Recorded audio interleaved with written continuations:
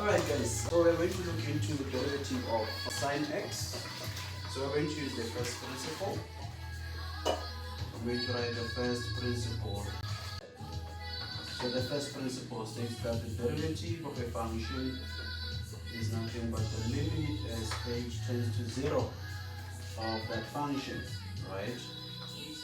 At this point, minus that over that.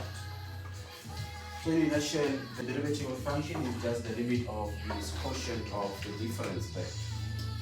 Right, our next step is to just have the limit as h tends to 0. Then we can plug in this guy within our function of x, right? This y is nothing but a function of x. Right, to do that, this becomes your sine of x plus h, right?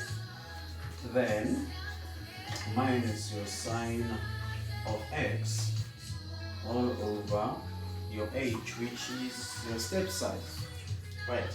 And from there we can now apply our compounding formula within phi to say that sine of a plus b is nothing but sine of a by your cosine of b and by your cosine of a multiplied by your sine of b. So we are all aware of that. This is nothing but a compound of the sine function. And from here we can then take this guy to there and say that our derivative, remember we can use this notation for our derivative. Then we are going to try to expand this using our compound. So this becomes the limit as h tends to 0 of this guy. Remember, this becomes our a and this becomes our b. So we can then apply the compounding there. So this is the same as we have in sine of x cos of h, then by cos of x multiplied by sine of h. Then you can even remove that sine of x there, right, all over h. So you just apply the compounding formula here. Then from here we can then have the limit as h tends to 0.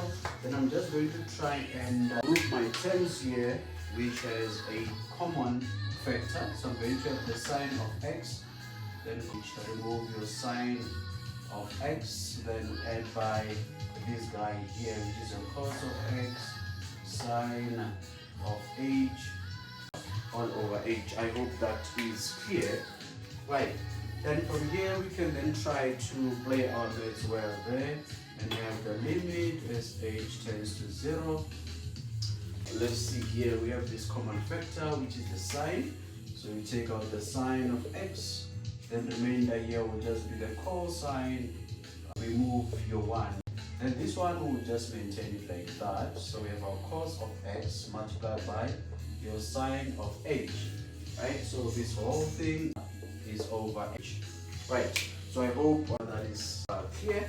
Then we're going to apply this property of limits to say that the limit as x tends to a, the sum of two functions is nothing but the sum of the limits, right? So what we're saying is the sum of f and g, when you take the limit, is nothing but the limit of both functions at this value a, right? So this will just be the limit as x tends to a of g. So now we're going to then apply this here, and then we'll see how things would look like, right? So I can erase this because we no longer need it. So I can erase this whole guy here. Then, applying that, we can then say our y prime, which is the derivative, is nothing but, we're going to split this because we have this property of limits again to say the product, the limit of a product is nothing but the product of the limits. So we can have the limit as x tends to a of f multiplied by the limit as x tends to a of g. I hope that is clear. So we are going to apply this here, and then we will have something of this nature. So I'm going to start with the sum first.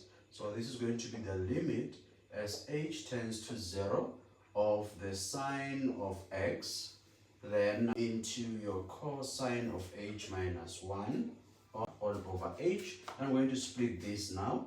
So this will be plus the limit as h tends to 0 of your cosine of x multiplied by your sine of h all over h, right? So if I take out the limit, if I factor out the limit, so this will be the guy here. Then if I take these two fractions, this will give me the previous guy there. So everything there is done properly. Then now this limit is taken with respect to h, so I can take out whatever that is x.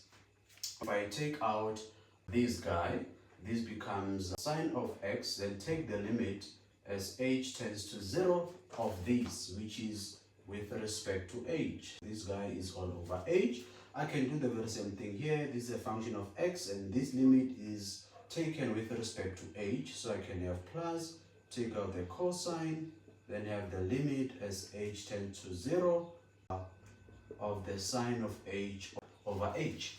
Then when we are here, we'll then apply the known limits to say that the limit as h tends to 0 of a cosine function minus 1 over h, this is nothing but 0, and the limit as h tends to 0 of a sine of h over h is nothing but 1. So we're then going to take this and plug it in there, and then we'll have the derivative. Let's do that. So this will then be the derivative. I'm going to have my sine of x, then multiplied by this limit here. It's well known to be 0, so I can plug in my 0 here. Then the cosine is still safe there, so I can have my cosine. Then this limit here is known to be 1, so I can say multiplied by 1. So this will then imply that the derivative of this sine function is nothing but this guy here will go to 0 and this one will go to, so we have our cosine of x there. So this implies that if our y is sine x, then the derivative of this function is nothing but a cosine function, and just a simple guy to prove. Thank you.